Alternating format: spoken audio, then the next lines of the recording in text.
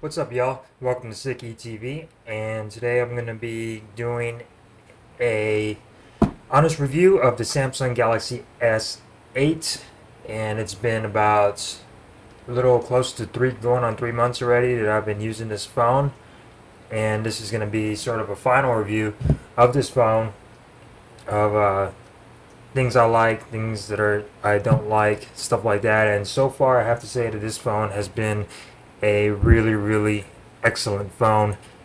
Um, I haven't had any issues. There have been some issues that I'm going to go over in a little bit, but they have been fixed and situated. But let's go ahead and jump down into it. The main selling focus of this phone, I think, the best feature of this phone is the display. This is the most beautiful display on a phone ever. Nothing compares to it. The bezels are small. It's very immersive. The colors are bright. Blacks are deep. Outdoor visibility is excellent on this phone. It comes with a 6.2-inch Super Amoled display. It supports HDR, and it is a QHD display. This is a really nice display. When you're watching YouTube, you could fit the screen to sort of crop it to fit the screen. It's a really nice display. You won't be disappointed. The always on display is excellent. The customization on it is excellent. Samsung does always on displays the best. I mean, they work better on AMOLED screens, because it only lights up the display. The pixels needed to show, so everybody else tries to do it, but I think Samsung does it the best. Let's go ahead and just jump into some of the settings in the display, just to show you they've been recent updates. You could do the screen mode, which allows you to change the color to warm, to cool, adaptive display, and you also have some settings here at the bottom to change the colors. So if you have like a reddish tint to your screen, you could also fix that and make it to where it's not so red. You got your full screen apps, to where all the apps you want, you could change them to where they're full screen or they're not full screen. And a recent update, which I'm going to show you, is about the navigation bar that allows you to hide it.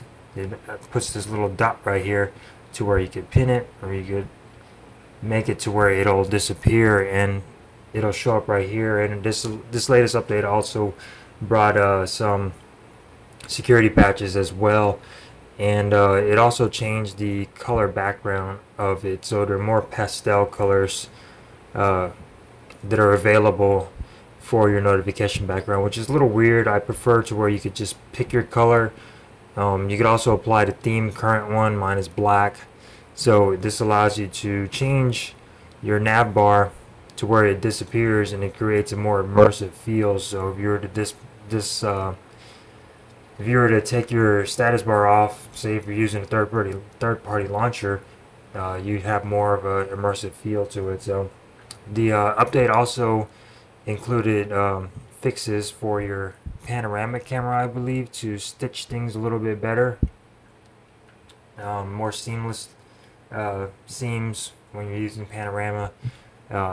That was the latest update, so it was a nice update. I believe the Exynos versions got the ability to hide their nav bar first, and then I got this update. I believe it was this past weekend. So that's really nice that Samsung included that. I'm enjoying this nav bar to where you can hide it. It's a really cool feature.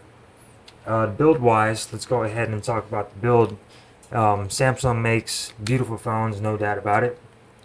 The back is Gorilla Glass 5, the front Gorilla Glass 5, and it's got a aluminum frame.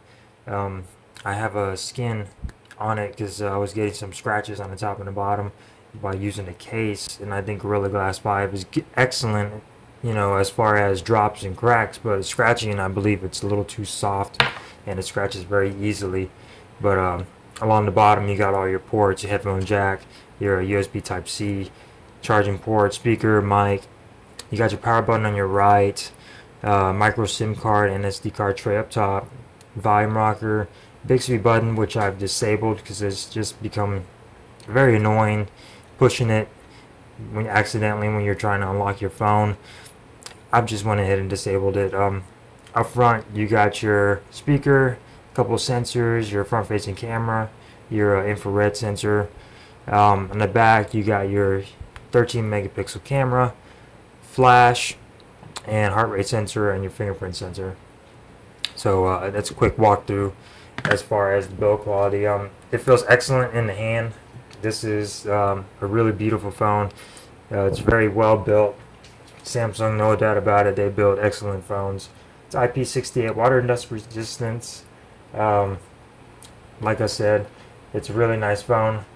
You won't be disappointed with the build. It's beautiful.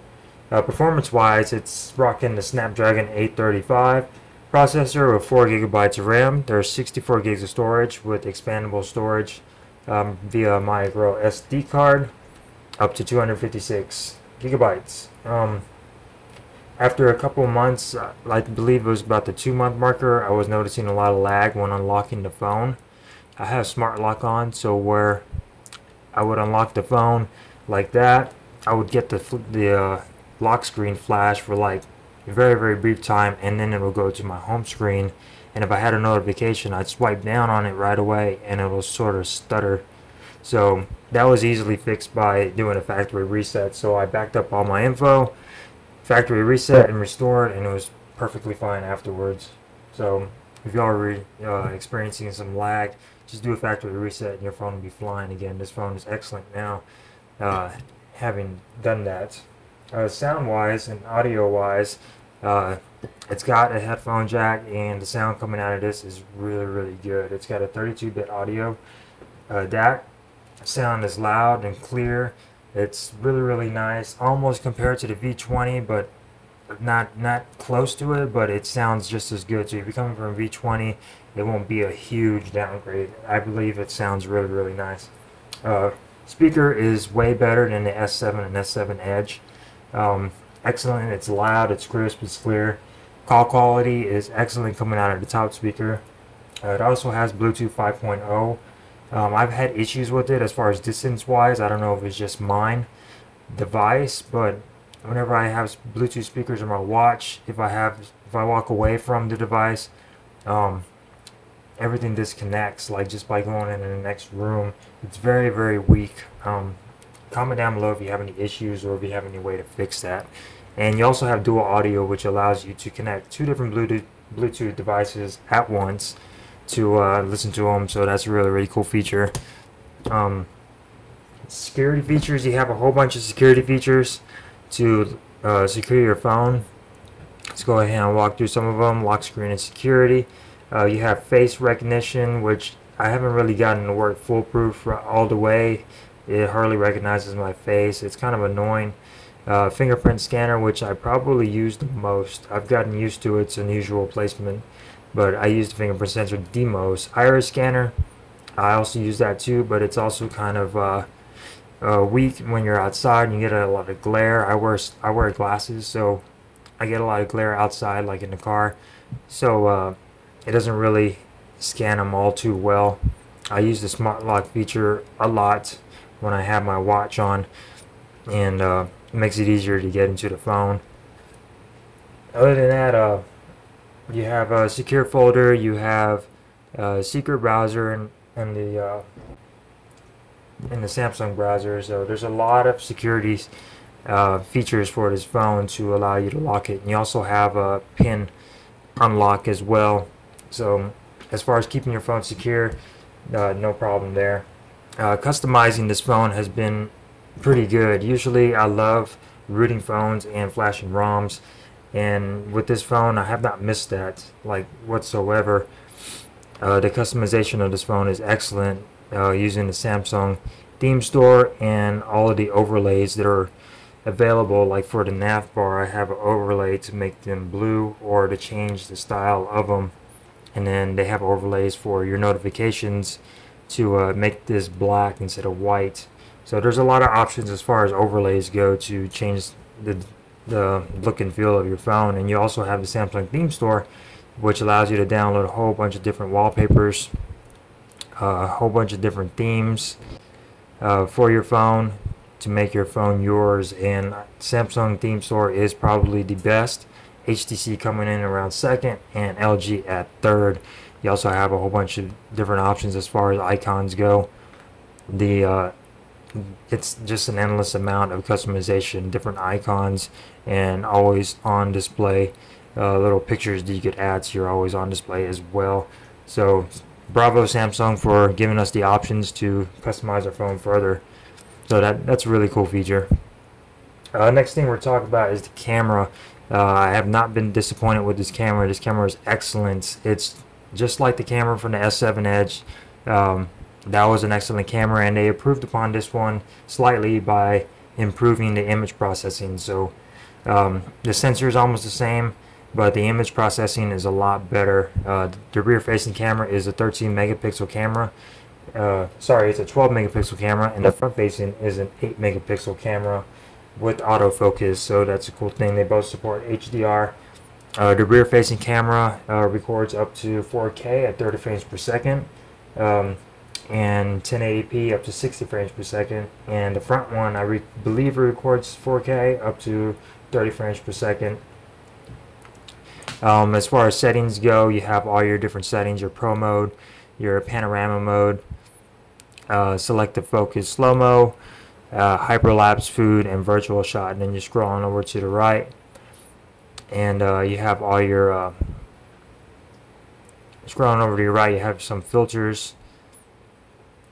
And then you have some stickers that you could post, attach to your photo, and then of course you have your Snapchat-like faces, just to make it fun, I guess, for the kids and the Snapchat fans. But it's a really, really good camera. I really love the floating button. I utilize that a lot. That's a really cool feature. The camera is excellent. I'm going to go ahead and play a little slideshow of some pictures that I've taken with this to give you an idea of the quality. And I'll be right back, so don't go anywhere, guys.